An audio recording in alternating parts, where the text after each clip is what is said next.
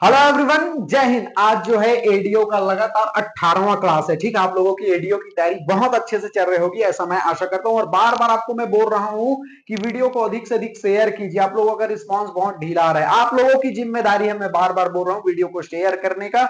दूसरा बात, मेरे चैनल पर जाना, प्लेलिस्ट में जाना और एडीओ के मैंने जितने भी क्लासेस हुए मुझे पूरे क्रम से जमा दिया और एडीओ के सारे सब्जेक्ट आएंगे। आप बिंदास रहिए, समय से पहले आपके एडीओ के सारे सब्जेक्ट क्लियर करा दिए जाएंगे। ये बात क्लियर हो गया। चलिए वीडियो को स्टार्ट करते हैं, क्योंकि सीधी बात, नो बकवास। ठीक है, एडीओ का कौन सा क्लास है भैया? एडीओ का 18वां क्लास है। पंचायती राज देखेंगे। ठीक है, इसमें क्या देखेंगे हम? पंचायत की जो निधियां हैं और पंचायतों द्वारा जो कर अधिरोपित करने की शक्ति को देखेंगे। पंचायत के पास जो है कर टैक्स लेने की शक्ति है, उसको हम देखेंगे। अब ध्यान से समझना, पंचायत की जो निधियां हैं, ठीक है, किसमें? पंचायती राज अधिनियम 1993 के किसमें है? धारा 66 में। आपको ध्यान में रखना है, धारा 66 में। धाराओं को मैं बताते हुए चला जा रहा हूं भैया, क्योंकि पूछे जाते हैं। तो पंचायत की निधियां, धारा 66 याद रखिएगा। ठीक है, पंचायतों द्वारा कर अधिरोपित करने की शक्ति किसमें? धारा 77 में है। पंचायत द्वारा कर अधिरोपित करने की शक्ति किसमें है? धारा 77 में है। पंचायती राज अधिनियम के धारा 77 में है। और अनुच्छेद अगर पूछे भारतीय संविधान के अनुच्छेद में, ध्यान में रखना 243H। ठीक है, मैंने पूरा जो है अनुच्छेद आपको ट्रिक के माध्यम से याद करवाया था, आपको ध्यान में रखना है। तो मेरे साथ एक बार ध्यान से रखिए। पंचायत की निधि पंचायती राज अधिनियम 1993 के किसमें? धारा 66 में है। ठीक है, और पंचायत द्वारा कर अधिरोपित करने की शक्ति पंचायती राज अधिनियम 1993 के धारा किसमें है? धारा 77 में है। और भारतीय संविधान के अनुच्छेद 243H में है। क्लियर हो गए ये बातें? अब ध्यान से ये समझना है कि पंचायत भैया एक अनिवार्य कर और एक ऐच्छिक कर लगा सकती है। ठीक है, पंचायत द्वारा जो अनिवार्य कर है उसको देखेंगे, और एक होता है ऐच्छिक कर, इच्छा ऊपर डिपेंड करता है भैया लेना या ना लेना। ठीक है, उसके बाद ध्यान रखना अनिवार्य कर। अनिवार्य कर धारा किसमें है? 77 एक में है। ठीक है, ग्राम पंचायत द्वारा जो अनिवार्य कर है, अनिवार्य कर आपको ध्यान में रखना धारा 77 एक में है। याद रखना, अनिवार्य कर हो और एक जो है ऐच्छिक कर है। सबसे पहले अनिवार्य कर को देखेंगे। ठीक है, ग्राम पंचायत के अंतर्गत आने वाले, ठीक है, ग्राम पंचायत के अंतर्गत आने वाले क्या है? बाजार हो गया। जैसे आपकी ग्राम पंचायत में बाजार लग रहा है, कोई स्थान है, उस भवन है, कोई भवन है, उस पर टैक्स ले सकता है पंचायत। ठीक है, आपको ध्यान में रखना है, ये अनिवार्य कर है, आपको ध्यान में रखना है। हम अभी अनिवार्य कर देख रहे हैं जो धारा 77 एक में है। क्लियर हो गया? जैसे ग्राम पंचायत की सीमा के भीतर कोई वृत्ति है या कोई व्यापार कर रहा है या कोई अपने आजीविका चला रहा है, उस व्यक्ति के ऊपर क्या कर सकता है? टैक्स ले सकता है। आपको ध्यान में रखना है। ठीक है, मान के चलो कोई ग्राम पंचायत के अंतर्गत कोई व्यक्ति है, व्यापार कर रहा है, अपनी आजीविका चलाने के लिए कुछ काम कर रहा है, तो आपको क्या करना है? उसके ऊपर टैक्स ले सकता है। आपको ध्यान में रखना है। ठीक, आजीविका चलाने वाले व्यक्ति के ऊपर क्या कर सकता है? टैक्स कर सकता है। ध्यान से समझिए, अभी हम अनिवार्य कर देख रहे हैं, ग्राम पंचायत की जो है अनिवार्य कर देख रहे हैं। ठीक है, अगला देखते हैं, ग्राम पंचायत द्वारा प्रकाश व्यवस्था की गई है, तो प्रकाश पर कर लगा सकते हैं। ठीक है, ग्राम पंचायत के द्वारा भैया आप देखेंगे कि जो प्रकाश की व्यवस्था, लाइटिंग की व्यवस्था की गई है, उसके ऊपर टैक्स लगा सकता है। ये अनिवार्य कर है, आपको ध्यान में रखना है।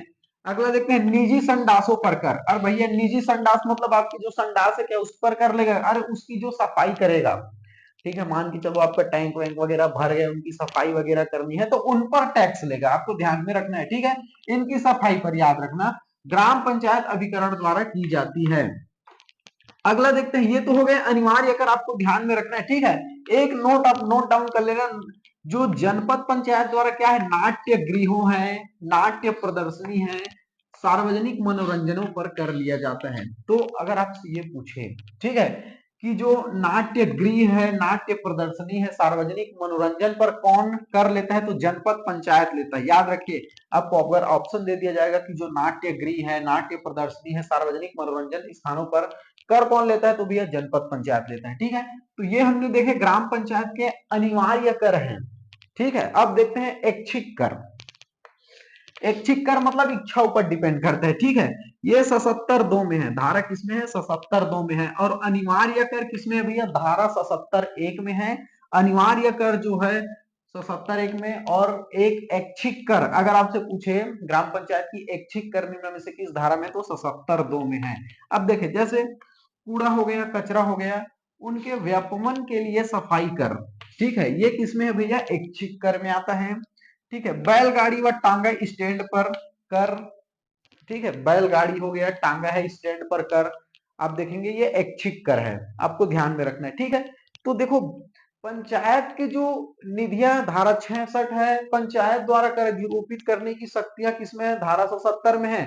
और दो प्रकार के कर देखेंगे आप, एक ऐच्छिक कर होता है और एक अनिवार्य कर होता है। अनिवार्य कर हमने देख लिया, अनिवार्य कर है 170 एक में है और ऐच्छिक कर 170 दो में है। क्लियर हो गया क्या क्या चीज पर कर ले सकता है पंचायत। अब देखें, अनिवार्य कर और ऐच्छिक कर देख लिए, यही पूछा जाता है डायरेक्टली। अब ऑप्शन दे दिया जाएगा, आप थोड़ा सा माइंड में रखेंगे, कोई बड़ी चीज नहीं है ये। ऑप्शन देखेंगे उपयुक्त तो सभी कर क्या है, 95% चांस रहता है कि उपयुक्त सभी आंसर आता है अगर उपयुक्त सभी ऑप्शन में दिया हुआ है। ये अगला देखते हैं, फास्ट देखना जो जरूरी है, बहुत जरूरी है, क्योंकि भैया समय से पहले आपको सिलेबस कंप्लीट करना है। डिटेलिंग में आराम से बताने का समय नहीं है, फास्ट चलना है आपको, क्विक रिवीजन करना है, वीडियो को बार बार रिपीट कर लीजिएगा।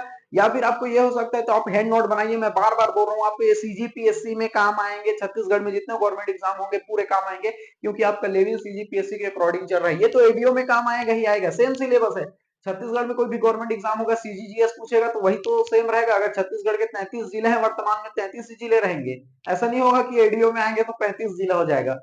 ठीक है, तो अभी वर्तमान में 33 है तो 33 रहेंगे भैया। ठीक है, ये अब ध्यान रखना है कि सीजीजीएस सीजीजीएस होता है, इसलिए ये हो रहा है आपका सीजीपीएससी में काम आएगा, एडीओ में काम आएगा, छत्तीसगढ़ में जितने गवर्नमेंट एग्जाम होंगे काम आएंगे, इसलिए प्रॉपर नोट बनाते चलिए, सीजीपीएससी के लेवल से तैयारी हो रहा है। ठीक है, आप ध्यान से समझिएगा इस चीजों को, और जो एग्जाम के दृष्टिकोण से महत्वपूर्ण है केवल उस पर देखेंगे, बकैती नहीं काटेंगे, इस पर बिल्कुल नहीं, विद्वता आपको नहीं दिखानी है, ये ध्यान रखना है। चलिए अगला देखते हैं, राज्य वित्त आयोग। मैंने जो है अनुच्छेद 243 आई, ठीक है, मैंने आपको चीख चीख कर इसके अनुच्छेद जो है पूरे याद किया। भारतीय संविधान के किस अनुच्छेद में, अनुच्छेद 243 आई में है, आपको ध्यान में रखना है। यही अभी जो है सीजीपीएससी में पूछा गया था, अभी 2024 में यही क्वेश्चन उठाकर पूछा गया था कि राज्य जो वित्त आयोग है निम्न में से किस अनुच्छेद में है, तो भारतीय संविधान के अनुच्छेद 243 आई। ठीक है, आपको ध्यान में रखना है। तो राज्य जो वित्त आयोग है 243 आई, मैं बार बार बोल रहा हूँ, धारा अगर लिख दिया तो 100% याद करना है, अनुच्छेद लिख दिया तो 100% याद करना है, नजरअंदाज किए तो आप जानो फिर। ठीक है, बाद में आएगा क्वेश्चन तो फिर मत बोलिएगा। देखो एक बार तैयारी होती है, बार बार उस पर नौटंकी मत करिए, समय दे रहे हो तो अच्छे से दीजिएगा, पलटते हुए नहीं भरना है आपको, जो चीज है उसको अच्छे से याद करनी है आपको। ठीक है, तो राज्य वित्त आयोग है अनुच्छेद 243 आई, एक अध्यक्ष रहेगा और इसमें एक सदस्य रहेगा, और इसकी नियुक्ति कौन करेगा, राज्यपाल करेगा, ये आपको सबसे पहले ध्यान रखना है। ठीक है, एक अध्यक्ष एक सदस्य और इनकी नियुक्ति कौन करेगा, राज्यपाल करेगा, सेम फंडा याद रखना है आपको। ठीक है, एक्स्ट्रा बिल्कुल नहीं। इनका जो राज्य वित्त आयोग का कार्यकाल कितने साल का रहेगा, 5 साल का रहेगा। ठीक है, 5 साल का रहेगा, और इसका गठन कौन करेगा, राज्यपाल द्वारा किया जाएगा, इसका गठन कौन करेगा, राज्यपाल द्वारा किया जाएगा। क्लियर हो गया बातें। अगला देखते हैं, इनके कार्य को देखते हैं।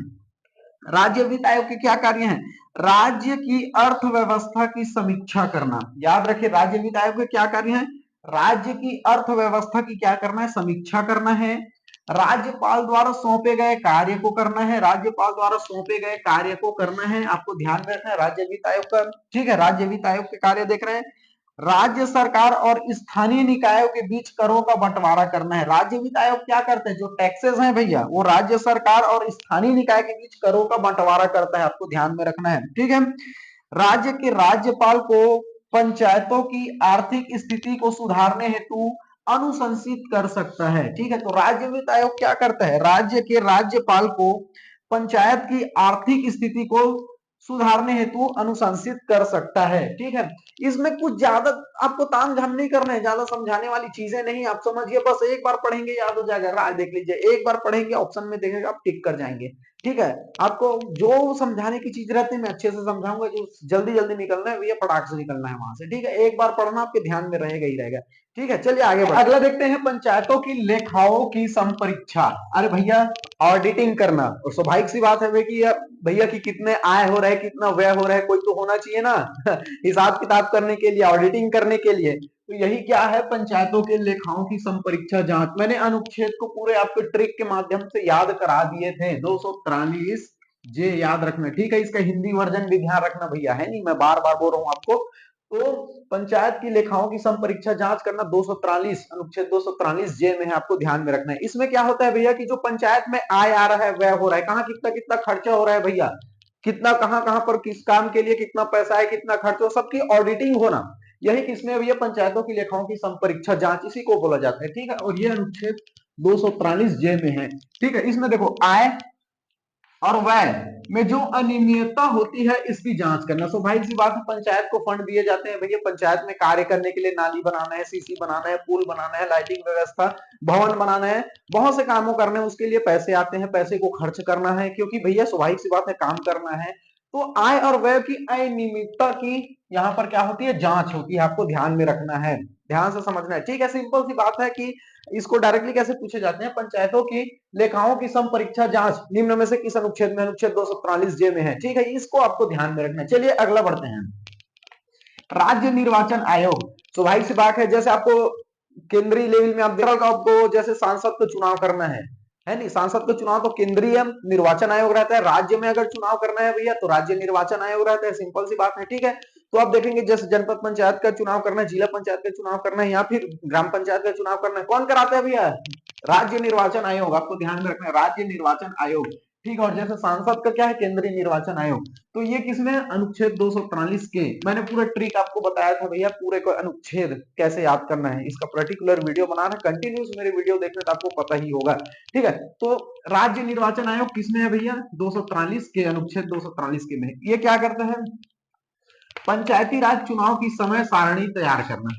अब भैया मान के चलो जैसे 5 साल होने वाला है भैया, अगला पंचवर्षीय आने वाला है, ये समय सारणी तैयार करता है राज्य निर्वाचन आयोग भैया कि कौन कौन से चरण में किस किस क्षेत्र में चुनाव का डेट रखना है, तो समय सारणी तैयार करता है यही, ठीक है, कि भैया हाँ, या इस इतने जनपद क्षेत्र में इस तारीख को होगा, अगले जो और कुछ जनपद क्षेत्र बचे हुए हैं, जिला क्षेत्र, इसमें इस तारीख को करेंगे, जंगल एरिया में अलग करेंगे, अनुसूचित क्षेत्र में टाइमिंग को इतना रख देते हैं भैया, हाँ, और जो मैदानी इलाके हैं उसमें 5 बजे तक वोटिंग होगा, ये सब समय सारणी कौन तैयार करते हैं भैया, ये राज्य निर्वाचन आयोग करता है। अनुच्छेद क्या है, 243 के, आपको ध्यान में रखना है, ठीक है। तो अधिसूचना कौन जारी करता है, अधिसूचना, अधिसूचना जो है राज्यपाल जारी करता है, आपको ध्यान में रखना है, ठीक है। अधिसूचना कौन जारी करता है, अधिसूचना जो है राज्यपाल जारी करता है, बहुत इंपॉर्टेंट है। देखो तो सबसे पहले हमने क्या देखा, जो भैया पंचायती राज चुनाव की जो समय सारणी को तैयार कौन करता है, राज्य सूचना है, अधिसूचना कौन जारी करता है, राज्यपाल करता है। डायरेक्टली क्वेश्चन पूछे जाते हैं, अधिसूचना कौन जारी करते हैं, तो अधिसूचना जो है राज्यपाल जारी करते हैं।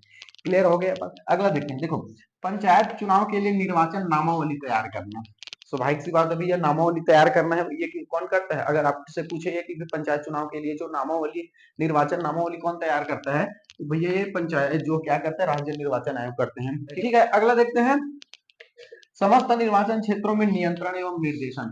भैया राज्य निर्वाचन आयोग का क्या करता है भैया, पूरा जी ग्राम पंचायत का चुनाव करना है, देखना कितने सारे ग्राम पंचायत रहते हैं, अब जनपद पंचायत देखिए, जिला पंचायत देखिए, पूरा का इसमें कंट्रोल करना, नियंत्रण करना, निर्देशन करना, पूरा कमांड कौन करता है भैया, निर्वाचन आयोग करता है, आपको ध्यान में रखना है, ठीक है। नियंत्रण और निर्देशन कौन करता है, तो राज्य निर्वाचन आयोग करता है, ठीक है।